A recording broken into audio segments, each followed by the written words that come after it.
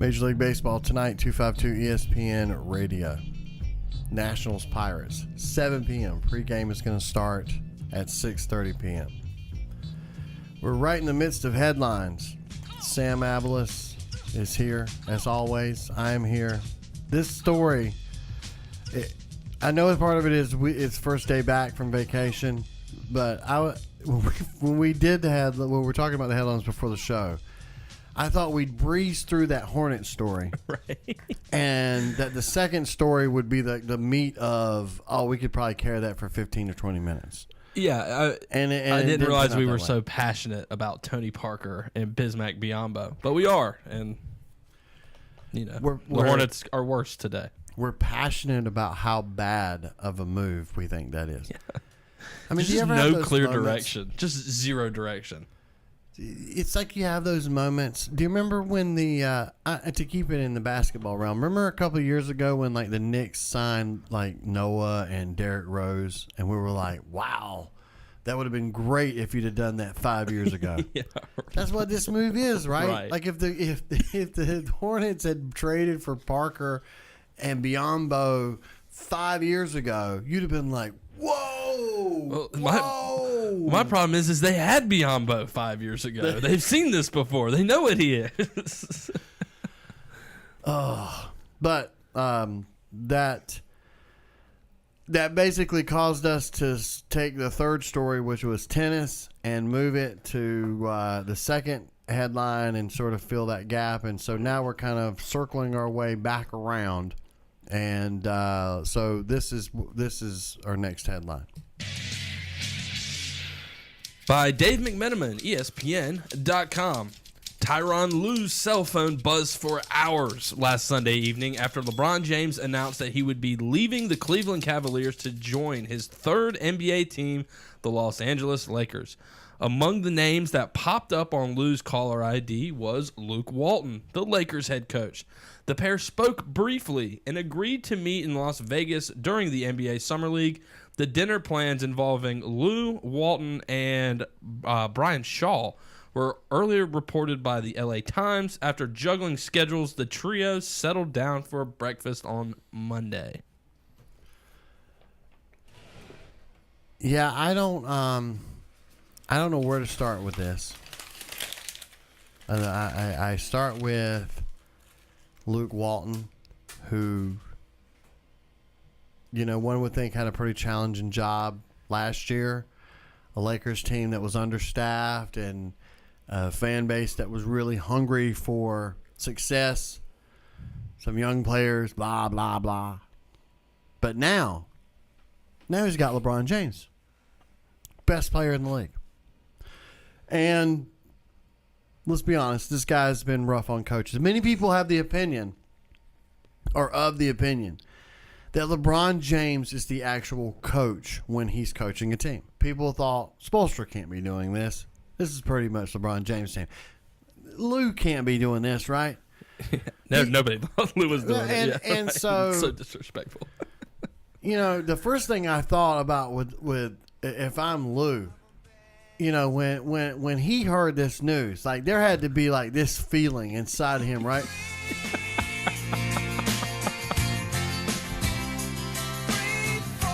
Like, oh my gosh, thank you. Would you rather coach the Cavaliers as they're constructed now, or that team that was competing for championships? See, that is a fantastic question. As a coach right now. If I'm walking into the league today, right now, I've never coached a game. Never coached a game. Yes, give me this Cavs team right now. That's fine. But for Ty Lue, I think this is a death sentence as far as his coaching career, because now he will be exposed. You're talking about a championship caliber coach. Tyronn Lue has a championship as an NBA coach. The expectation is still going to be there, but you will quickly see. And I'm not saying Tyronn Lue's a bad coach, because I am certainly not the basketball expert that can watch a game and say this guy screwed up that X's and O's from a coaching perspective. But I think it's probably going to be very apparent that LeBron James was, number one, as you said, probably doing a lot of the coaching or having some inputs. But number two, he is the Band-Aid that can make a bad Ty Lue decision look okay. Yeah. I think that Lou called Spoelstra and was like, man, how did you feel that day when you heard that he was no longer going to be in Miami, and you knew from that moment on, right?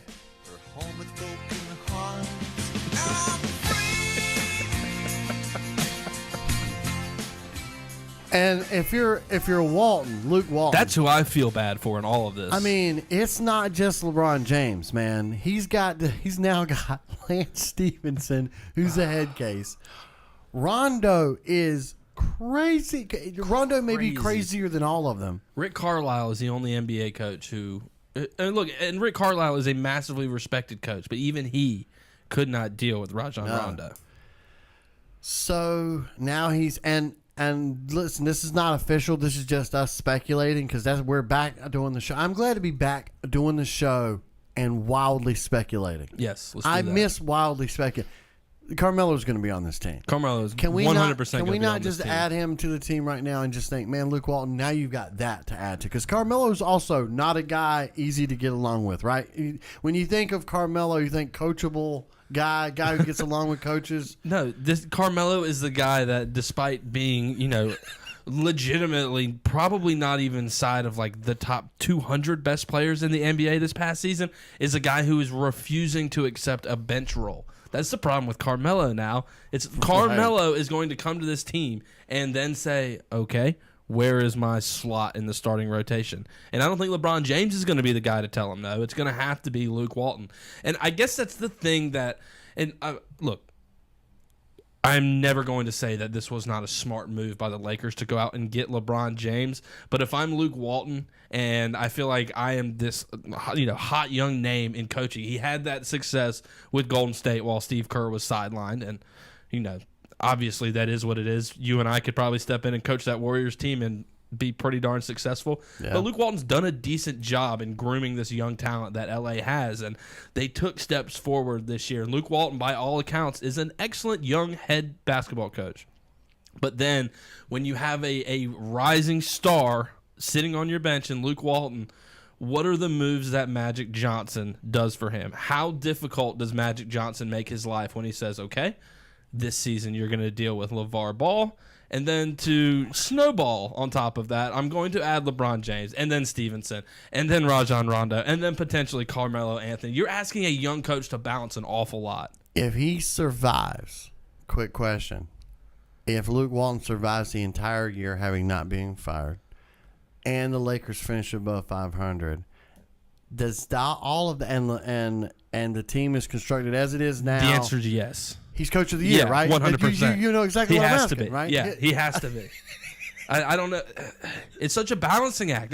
I feel like more and more in this NBA climate, as we've gotten to these super teams, and think back to Spoelstra, even think back to Doc Rivers with that original Celtics team. I know Spoelstra is a great coach. I know Doc Rivers is a great coach. Steve Kerr seems to be a pretty good coach. Luke Walton, I like him as a coach. But doesn't it seem like the coach is getting more credit for being the guy who can manage attitudes and personalities as opposed to being the guy who just puts you in a really good position to win? You think of Brad Stevens and you say that is a brilliant coaching mind that can take these pieces and somehow formulate some play, some offensive strategy, a defensive strategy that directly correlates to wins.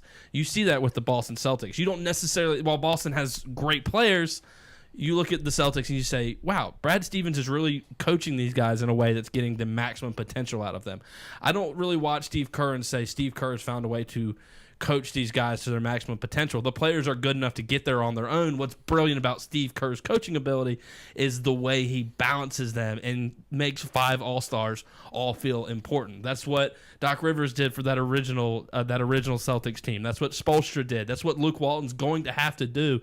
So I'm not taking away from these coaches, but the coaches now who are at the top in the NBA seem to be more of babysitters and managers as opposed to brilliant X's and O's guys. Yeah, I mean that goes back to Phil Jackson and just can you manage these massive egos, and that's the biggest thing. I mean go back to Phil Jackson, and he was able to do this whole Michael Jordan, Scottie Pippen thing, and then bring in a guy like Dennis Rodman and make it work out perfectly. Then he brings in Shaq and Kobe, and that's the example of even the Zen master, right? The guy, he can't keep that together because massive egos get in the way. Shaq and Kobe, after winning a couple of championships, can't play together. They break it up. He ends up getting another run out of that Lakers group, does Phil Jackson, but ultimately that's what Steve Kerr's doing. The magic of what Steve Kerr's doing is not, hey, on the next inbounds play, I want you to be here. I want you to go this way and kind of clear it out.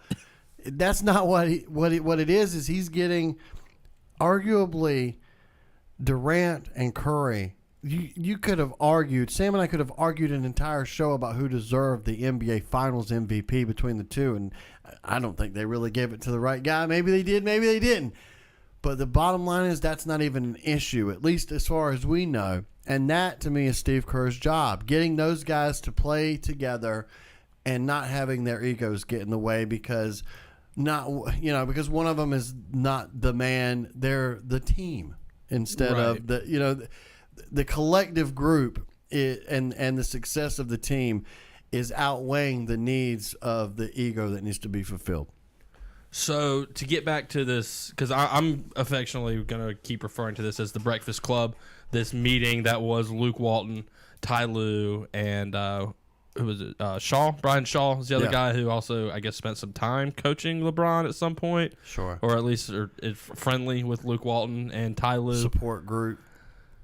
How do you does that so the quote from Ty Lue was he was basically telling Luke Walton, like, you are hearing the wrong thing about LeBron. Like, Ty Lue said to the exact quote is, people get this whole thing built up like he's hard to coach, he being LeBron.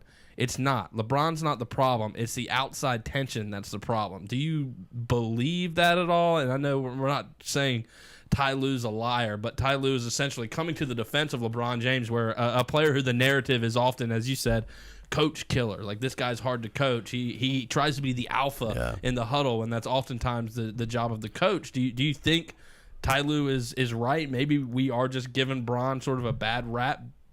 I mean, maybe. I think in the real world, yes, absolutely. Right. But nobody cares what we think about the real world. So let's enjoy some fantasy for a minute and just think about this is what I know. I know that if the cameras are on and reporters are asking Ty Lue these questions, this is what he needs to ask. I commend in a real world stance, I commend Luke Walton for grabbing these group of people and saying, listen, I need to talk to all of you guys. Let's have a talk, because as I was saying, the guy who's going to end up being the casualty when something goes wrong is often the coach in these situations. And Luke Walton doesn't want to lose his job. And I get him not wanting to lose his job, and good for him for calling these guys. But I wonder, and my belief is, do you think Lue or Shaw or any of these guys suggested, listen, I look at this situation and I think to myself, man, I reach down, I put on one sock at a time, just like everybody else. I put on my shoes, and I walk away from this situation as fast as I can and save my face right now. I think that, I think that, yes, in the real world, maybe we don't know LeBron James the way he gets portrayed. But I don't think these sort of things perpetuate themselves without having some truth. That not necessarily maybe he's difficult to coach, but the fact is that, listen, that was a great call a great play that he called, but this is what we're going to do now that we're on the floor, kind of thing. I mean, yes. It's Joe Montana in the huddle kind of thing. It was great the coach called that play, but we're actually going to run this play. So, I don't think Luke Walton's going to walk away from the challenge. I think there's not as much as there's a challenge there, and he has every right to be scared. And I'm with you. I think it's going to fail before it gets better, and he might be a casualty. It's also a great opportunity, because if he wins 50 wins with this team, he will be coach of the year next year, and people will be like, despite the fact that you added LeBron James to your roster, wow, look at what Luke Walton did. That's a great turnaround, what happened with the Lakers. I think for me, if I go back and I look at LeBron's history with coaches, so Luke Walton will be the 7th coach that LeBron has ever played for. It was Brendan Malone when he first got into the league. Where's that guy at now? Paul Silas was his coach. Brendan Malone was the interim coach after that, but then it was Mike Brown. So if we start with Mike Brown, when LeBron was being coached by Mike Brown in Cleveland, there seemed to be some sort of chemistry there. It seems to me that if you're coaching LeBron James, there has to be a certain level of submissiveness, essentially, and some sort of grasp of saying, okay, LeBron is going to, 1, want to have a ton of input, and 2, he's going to want what he says acted upon. You can't just get the advice from LeBron, especially if things aren't going well. So I think Mike Brown did a good job of listening to LeBron and trying to work with LeBron and say, okay, LeBron, come in here, get your fingers all over this thing. Whatever you want to do, whatever you want to try to change, I'm listening. Mike Brown proved he wasn't a good enough coach. That's ultimately, I think, why you saw them part ways. Then you look at Eric Spoelstra in the time in Miami. LeBron James was after Eric Spoelstra early in his time in Miami. And I think Spoelstra, a young coach at the time, had to kind of learn, okay, I can't just do things my way. I have to really welcome LeBron into the huddle and just feed off of his input. Like, LeBron, if you want to draw the play, here you go. The guy I think that just set the tone for the word coach killer was David Blatt on the initial return to Cleveland. David Blatt was the guy who said, no, I'm not going to get on the same page with LeBron on any of this. And that's why you saw that burnout very quickly. Tyronn Lue was the guy who said, I bow to you, King James. Whatever you want to do, we can do that. We can enact that. So I think that you'll find out very early on if Luke Walton has enough pride to say, this is my team. We're going to run this my way. These are my young players. LeBron, you're going to come in and you're going to fit into my system. Or if it becomes, okay, LeBron, I've been here 2 years now, but you can make all the decisions. What we also want is Luke to hire his dad as an assistant coach. Yes, please. That's another thing that we want. God, there's so many things to talk about. I just want to say this. The Golden State Warriors were the favorite to win the championship before they added DeMarcus Cousins. And there's no doubt that if he's able to get back and contribute, that's going to make them even tougher to get through. But the defeatist mentality, and more importantly, the fake outrage, which we're always against on this show. If we stand against anything as a collective group, right, it's fake outrage. Oh, the NBA is terrible. What are they doing? They're ruining the sport. It's going to be fine. The stories are going to be great. Yeah, the Warriors are the dynasty. You didn't stop watching the dynasty in the 90s when it was like, who's going to stop Jordan? It's not even fair. He's so good. You know what I mean? Right. Stop. Have you heard somebody say, I don't even know why we even have somebody should step in and do something about this right now. What are they going to do? No, the only what are they going to do? The only part of this I will get behind and any of the fake outrage is, do we even need to bother watching the Eastern Conference playoffs? Right? I mean, I think we're sort of. I do, because I mean, first off, we're personally invested in it. Right. But let's face it, the future championships after Golden State are going to be in Philadelphia or Boston, and between those two teams. But in the meantime, like come May, come June, I know we'll watch those games and we'll be excited as avid NBA consumers. Right. But for the quote unquote average fan, right? You know what you're going to hear and what you're going to see is, okay, the Western Conference is really exciting, and the Western Conference Finals, this might as well be the championship game. But the NBA Finals, could be a sweep. We're going to hear that from dumb people, and we need to stop them. The truth is, I think on the top end, Boston and Philly are probably, if we take out this. And something we can do later in the summer is entertain that idea of, do you just seed them 1 through 16? Like I said, it's all cyclical. Fun. It'll be great now in the West. You did have a little bit, but again, when these things shift over, if we did this back in the day, the Lakers might not have won 16 championships when they had nobody to go through in the West. Right. But here are my LeBron James wouldn't have had the 9-year run. Exactly. I think Boston and Philly are probably a lot closer to that top of the. I mean. So put Listen, Boston or Philly in the Western Conference. Where do they finish? I get 3 through 8 in the Eastern Conference is not quite going to be the same. Right. And we're still waiting to see what other piece Philadelphia is going to add. But, I mean, if we were receding, I think Boston's still somewhere. If they're not up there in the 1-2, if you're going to put Houston, Golden State there, they got to be. They're better than Portland, who was the 3 seed this year. Right. Yeah. You're right. I'm with you So, there. as I said, I don't think it's not. And I think Philadelphia – I mean, what if they're not the 4th seed? 4 or 5. They're somewhere up there. So I don't think the Eastern Conference is a total. And who knows? Maybe this Indiana team gets better next year. And I guess my big thing that because everybody, like you were saying, just freaking out, like the Warriors have ruined the NBA. It's like, well, no, they didn't. And I'm so tired of people. Like, I understand that they assembled a super team, and I understand why people don't like what Kevin Durant did, but. Stop for a second and remember that the core of this team was drafted by Golden State. They drafted Klay Thompson. They drafted Steph Curry. They drafted Draymond Green. They built a championship team if you want to use the word correct way, the proper way. Because you couldn't have convinced any free agent to go to Golden State. No, but it's like, look, they did a really good job constructing a team naturally.